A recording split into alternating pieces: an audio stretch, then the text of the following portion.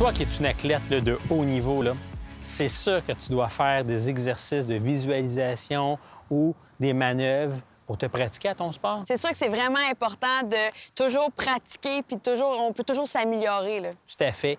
Donc, moi, avant d'embarquer sur ma moto, je vais toujours me préparer mentalement, faire mon petit mantra pour vraiment préparer mon cerveau, préparer mon corps à dire « Hey, là, tu es un motocycliste, tu n'es pas un automobiliste. » Donc, je vais juste prendre un instant de pause, me dire « Bon, hey, là, tu es en moto, sois calme, sois précis, tu sais où tu t'en vas. » Faire ressortir les bons automatismes.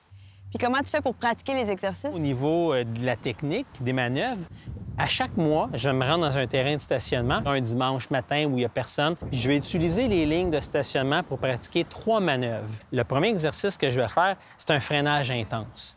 Donc, je vais m'en venir à une certaine vitesse, 50, 80, et là, je vais appliquer les freins. Tout ça pour développer l'automatisme. Les réflexes sont là. Bien, les réflexes sont là.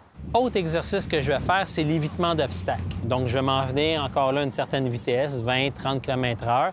Je vais utiliser les lignes au sol, puis je vais pousser sur mon guidon, c'est un braquage inversé, pour développer l'automatisme que s'il se passe de quoi sur la route, bien, je suis capable, sans y penser, sans y réfléchir, de pousser sur le guidon pour aller vers mon échappatoire.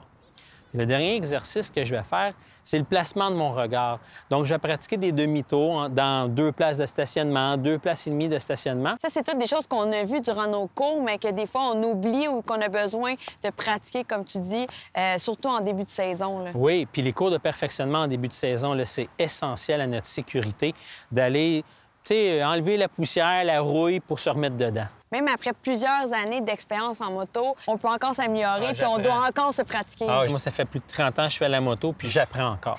Bien, merci, Martin. Merci à toi.